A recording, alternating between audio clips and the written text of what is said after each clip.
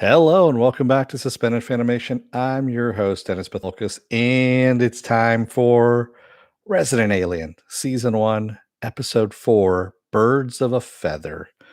Welcome, everybody. Let me take care of a little business first, and then we'll get into it. If you like what you see here, like, share, and subscribe.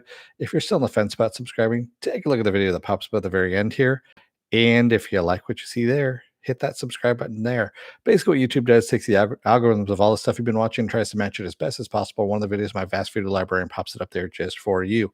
And if you want to know when I'll be on live again next, you get the bell down below. It's a 50-50 chance of YouTube actually notifying you. Best thing to do is go to suspendedfanimation.com. Take a look at the schedule I have up there. Also, I have all the links to my social media. So that's Twitter, Instagram, Patreon. No tiers set up yet on the Patreon. I'm waiting until I hit 1,000 subs, which I'm close. I'm 26 people away. And then once that happens, when I collect money from you, I'm going to give you something in return for those tiers that are set up. Also, I have the links to this YouTube channel, my Facebook page, and a Facebook group page where you guys can post stuff and chat amongst yourselves. All right, what does Raymond say here? I know some of y'all might not be feeling this, but this show is my jam. Yo, I love the humor. Yeah. Mufino says, interesting, Bithoulkas. Tonight is one of the rare nights I receive no notifications. Really? That's kind of weird. Maybe because I only did this about half an hour before I decided to go on, or before maybe that was it. I don't know. Spoiler alert, I am going to spoil the episode. If you have not seen the episode, go and watch it. Then you can come on back. This will be a video you can comment down below in the comment section. All right. Yes, we know that's a. All right. So, what did I think of this episode? I actually like this episode. So, this episode was actually directed by someone everyone pretty much knows here, Jay Chandrasekhar. Chandrasekhar is his name. If that name sounds familiar, that's because he's one of the Super Trooper guys. Broken Lizard, the Broken Lizard troop.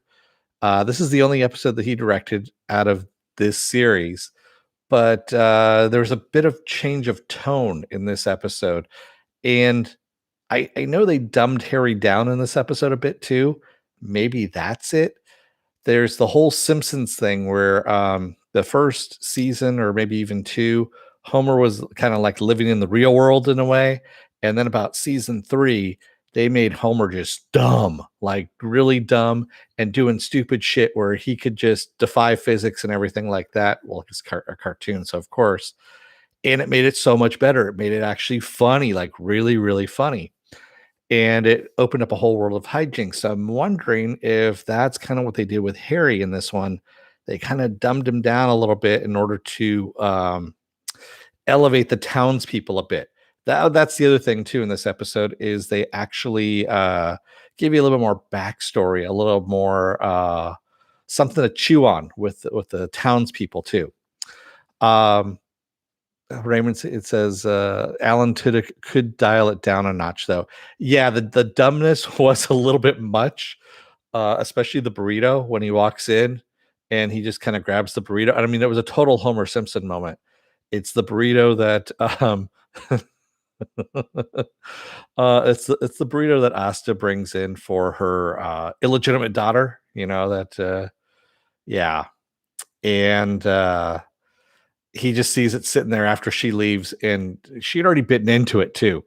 And he picks it up off the table, and she's like, "That's not for you." And he kind of sniffs and goes, and he kind of puts it in his lab pocket and walks away, the lab coat pocket, and walks away. And I was like, "Yeah, that's a total Homer Simpson thing to do." But I'm kind of liking this. The children still fucking annoy me. I'm just gonna say right out, they really do. Now if there's 2 of them, it's even doubly annoying at this point, but yeah, what are you gonna do? That's part of it. Well, let's talk about Darcy here for a moment. So the whole setup is that Harry's been invited to dinner by the mayor so that the mayor's kid, of course, um so they basically can get over this is what they're trying to do. That's what the whole thing is supposed to be about. Is they're trying to get him over his fear of the of the doctor being an alien, which of course he actually is an alien, and they don't know this. And he, of course, brings Darcy along as kind of a date, or actually, he wants it to be a buffer because he doesn't want to be dealt with. And Darcy, we find out Darcy and the mayor actually have a history that they dated. They know each other because they both lived in the same town. Of course, they grew up together in the same town. They went to the same elementary school, the same high school. They dated each other over years, and he didn't tell his wife anything about it. And she even makes a joke. Darcy makes a joke, and she goes, "You know what? You never officially broke up with me, so we're still together," kind of thing. And yeah, it just kind of goes off the rails from there. It's awkward, really awkward, but at the same time, really damn funny. And Darcy getting drunk because she's an alcoholic makes it even funnier, believe it or not, even though she's got a problem. So yeah, she really does have a problem. Um, oh no, they're still alive. Yeah. Um, and there was actually some funny lines in this one too.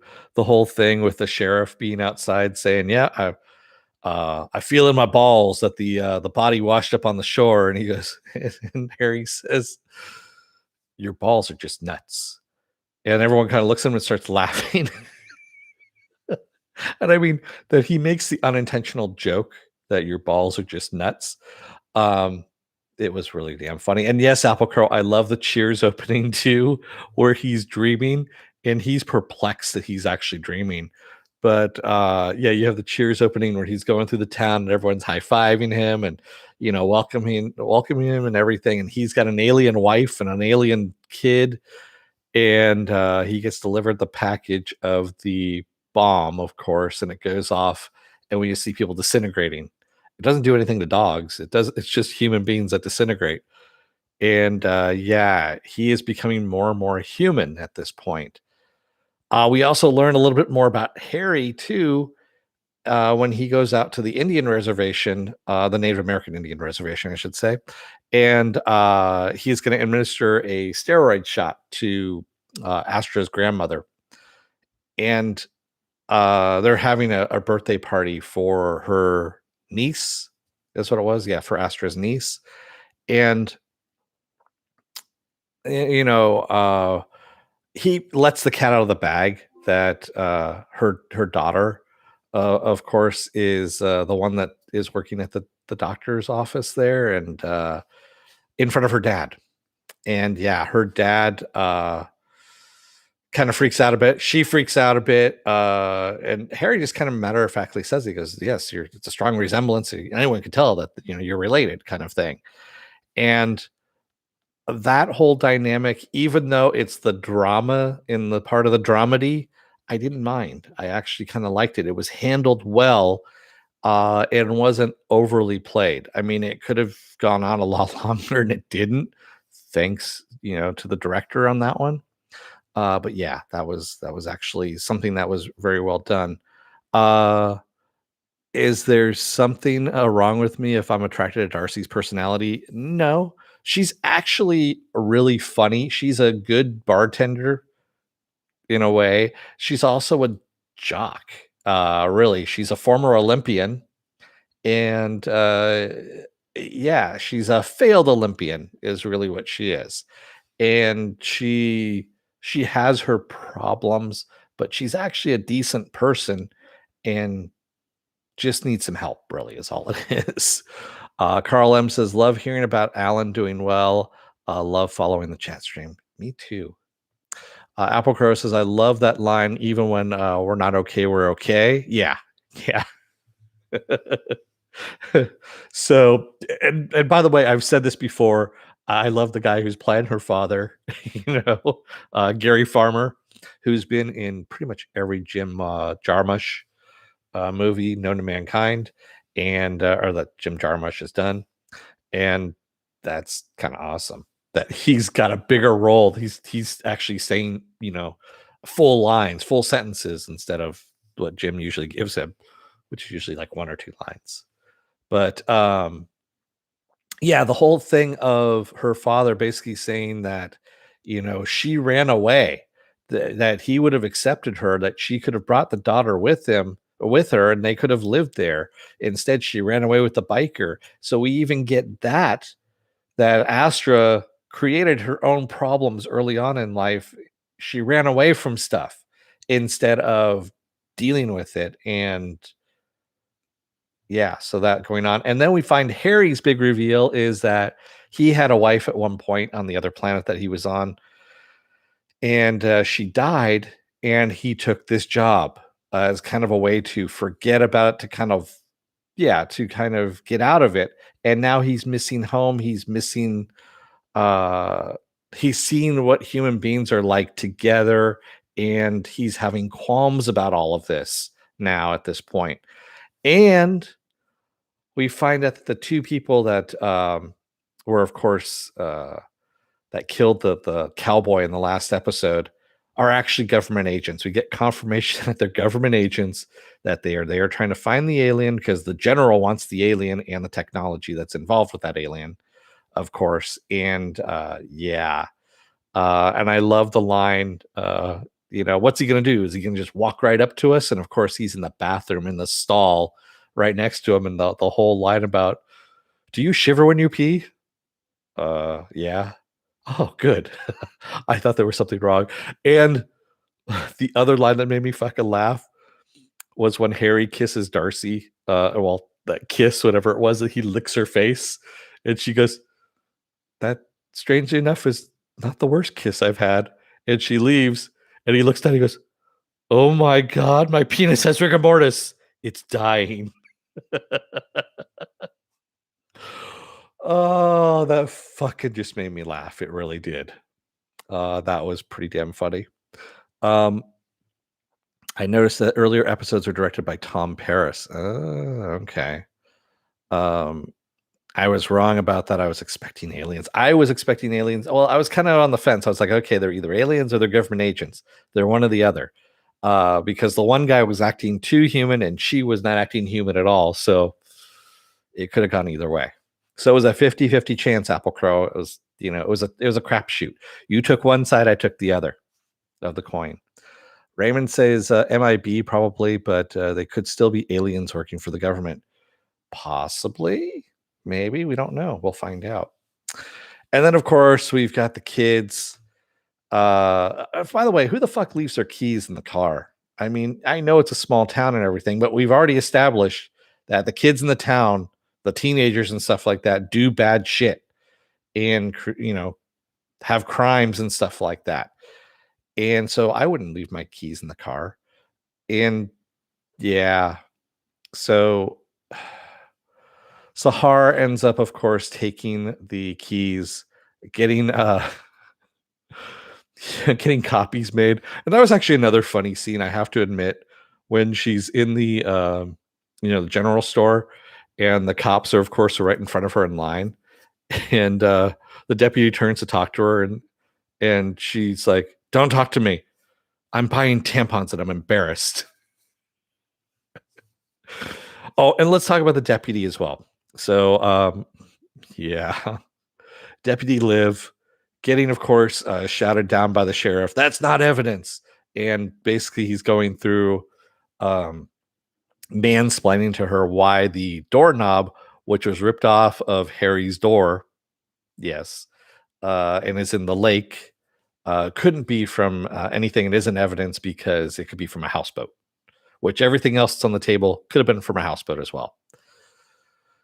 Apple Crow says the movie trope, the keys are always in the car unless they're zombies or monsters. Well, when the kid reaches into, Harry's pocket looking for the keys, I thought he was going to get him that way, but they avoided that trope too, where the kid could, pickpocket somebody. So, yeah. Apple Crow says, oh, you guys are talking about if he's a professional writer or not. No, he's just a professional smartass. That's all he is, Carl. And sometimes he wants to be a comedian. But don't we all?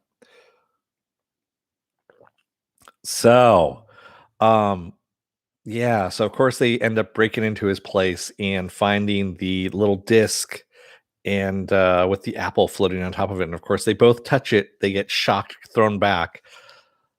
knocked out enough for Harry to come home and find them, and they're both still alive, which he's very disappointed in. So what does he do? He packs them in duffel bags and he's taking them out, and a woman is in his place. And he goes, "How did you get in here? I locked the door." And she goes, I'm your wife. And yeah, he drops the duffel bags and he's like, "Oh shit," kind of thing. And that's how we leave off this episode, this big reveal of him having a wife. Yeah, yeah. Oh man. Good stuff. This is actually, like I said, it was a decent episode. It redeemed itself in this episode for me anyway. Um and yes, I was kind of liking this because we are actually getting some character development on these characters in the town, other characters in the town. Even on Harry, we're getting a little more character development as well, rather than the, fish out of water kind of thing. Twist, it's his alien wife. It could be. Although maybe he wouldn't. No, she's come back from the dead to haunt him. Oh man. But yeah, at least they didn't find the body in the fridge. The kids didn't find the body in the downstairs freezer. Because they obviously didn't have a key to that lock on that one, which is kind of weird. You would think Harry would have had the key on his keychain, but who knows? Yeah, but good stuff. I'm looking forward to next week's episode. Like I said, I always love stuff that Alan Tudyk is in. I still haven't seen Devil May Care. I want to, but I don't know if it's on the SyFy app. I haven't checked actually. Raymond says, "Yeah, we have a few B and C plots with all the townspeople already." Yeah, and that's what it needed. I was complaining about that last episode, that if this was just going to be a one note kind of thing until they brought the government agents in at the end. I actually complained about this in episode 2, is what I was talking about. That it was just going to be him and the kid. It was going to be really fucking boring. But now, yes, we have other plot lines that are happening with the townspeople, also with the government agents as well.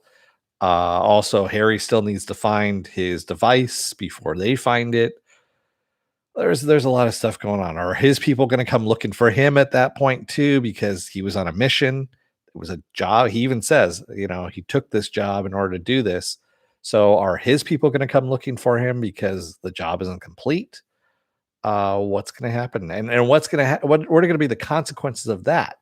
Is he going to try and defend human beings, or is he going to side with us? And you know, well, of course, it'd be kind of a short-lived series. It's like, there we go, humans gone. I'm out of here. Yes, the general could still be an alien general. I agree with the Apple Crow. Yes, there's different ways it can go at this point. But I'm still betting on humans at this point, that they're humans. Just because of the way they're acting, do you shiver when you pee? He is a human. Unless his partner is an alien and he doesn't know about it, which is always a possibility as well.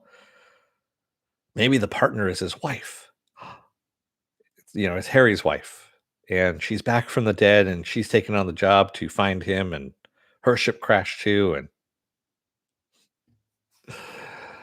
I'm sorry, I've been reading a lot of theories for WandaVision, and they've gotten really insane now at this point. Like, I've come up with a theory that Agnes is blinking in Morse code in every single episode, and you need to go back and watch them all and decipher it in order to find out what she's really saying. Because that's how crazy those series have gotten. Raymond says we got a hint that the sheriff is a conspiracy theorist with the Bigfoot living. Yeah, I did like that whole thing too, when he pulls over the kids, the sheriff, and he's just being his asshole self, really. And what are you kids doing out here? We heard Bigfoot was out here. That's ridiculous. Bigfoot's up in Seattle. Everyone knows that. Oh man, he's just an asshole. He really is, but he plays it well. He really does play it well. Oh, yeah. Yeah, and I'm glad they dropped the whole, nickname for him that was in the first episode, cuz Fuck, that would just be, not only annoying, but also pretty racist. I'm gonna say that right now, and I'm really glad it just died out after episode 1 and it was gone. Yeah. I mean, they played it for the one laugh, and then it was like, you could almost hear the laugh track, like, "Ha, ha, ha, ha," and then it was done. Yeah. Bigfoot moved to Canada with Steve Austin. Yeah, because the taxes were cheaper, and also they recognize, same-sex marriage up there, so it's exactly the reason why Apple Crow.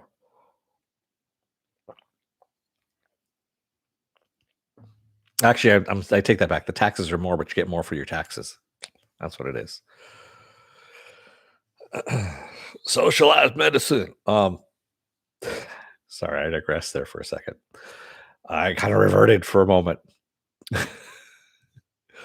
It's been a long week. It really has. Even though it was a short week this week, it's been a long week. Oh, man. So, what else do I have going on this week? Tomorrow is going to be WandaVision. That's right. And we're going to see if there's semaphore flags in the background that are going to give us even more clues about what's going on. Like I said, the theories are getting really kind of funky and ridiculous that are out there online. Don't go diving into the rabbit hole unless you really want to be perplexed or if you really want a good laugh. Either way. Saturday is going to be Saturday morning blast off where I take the genre news of the week and any genre stuff you guys want to talk about. And we talk about it. Sunday and Monday, I'm going to be off.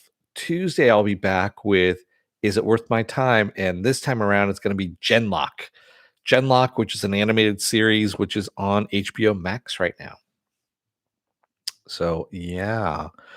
Also, Wednesday, I'll be off. And then Thursday, we wrap back around again with a new episode of Resident Alien.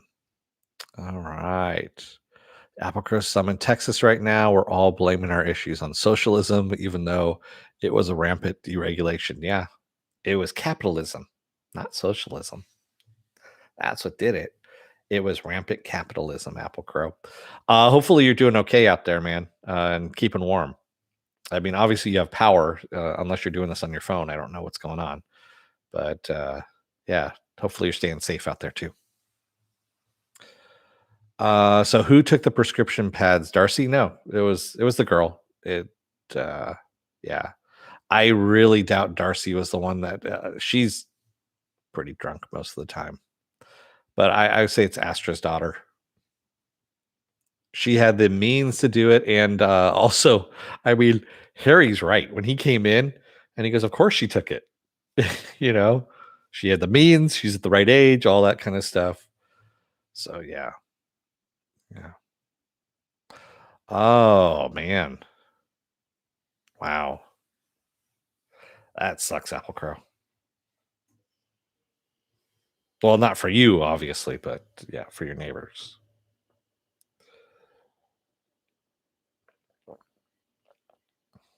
All right.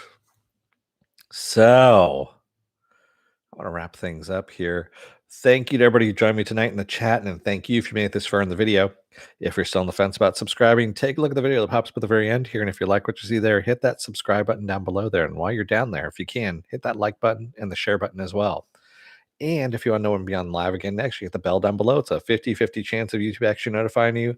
Best thing to do is go to suspendedfanimation.com. Take a look at the schedule. It's up there. Also, I have all the links to my social media and all the pages that I have as well are all up there as well.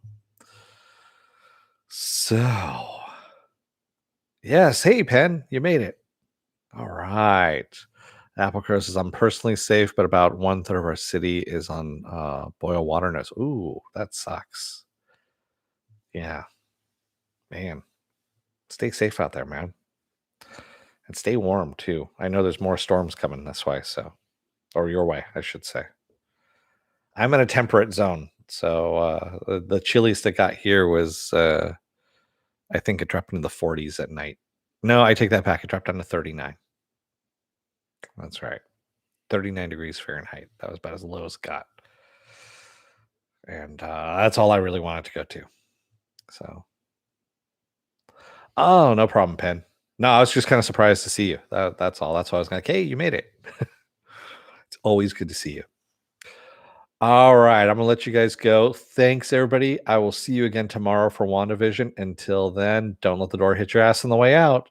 Otherwise, you may run into some kind of, Men in Black, possibly aliens. We don't know who they are, and they want your manuscript because of the alien that you actually ran into a couple of months ago that stole your hat and took your horse. Thanks, everybody. I'll let you guys go. Have a good night. Stay safe. Take care. Stay warm, and wear those masks. I'll see you again tomorrow night. Have a good night. Take care.